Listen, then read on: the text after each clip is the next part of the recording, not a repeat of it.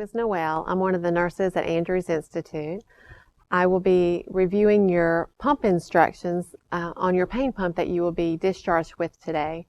The pain pump will be placed to help you with your post-op pain.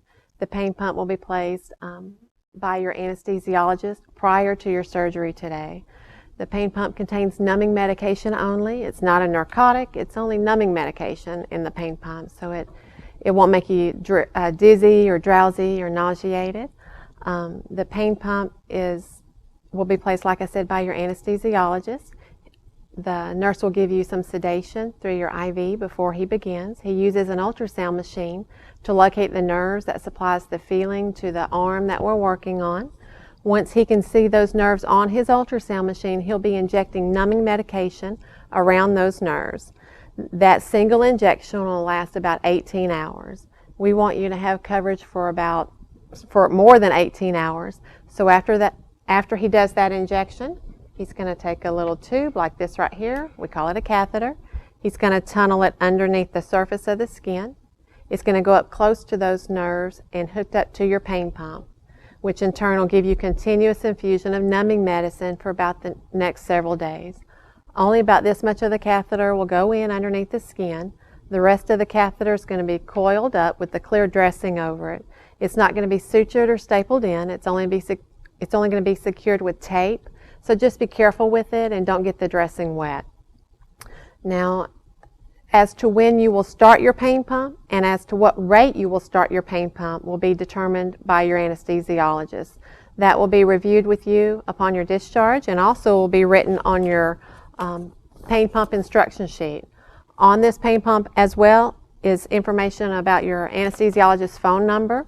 Your anesthesiologist will be available 24/7. If you have any questions about your pain pump, that's who you call. You do not call your surgeon in reference to the pain pump. You call the anesthesiologist.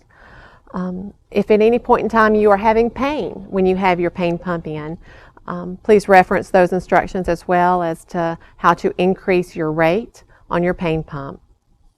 Now, when to discontinue the pump is dependent on how fast your rate was. Of course, the higher the rate, the faster the infusion, the quicker the pain pump will empty.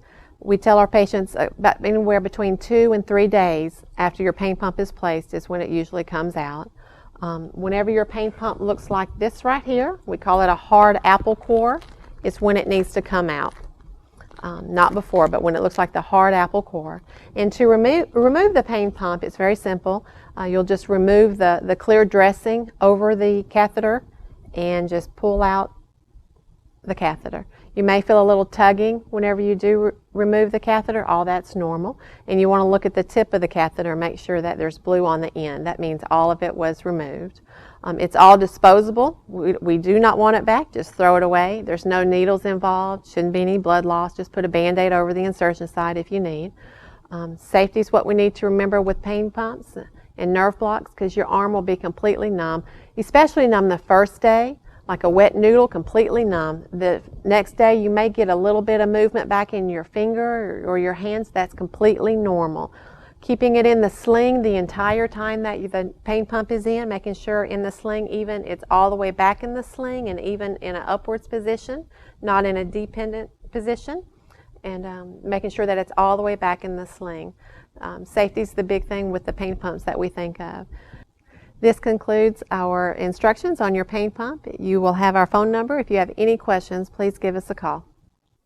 Call your doctor right away if you experience redness or tenderness at the catheter site, or if you have ringing in your ears or a metallic taste in your mouth, as these could be rare signs of infection or toxicity respectively.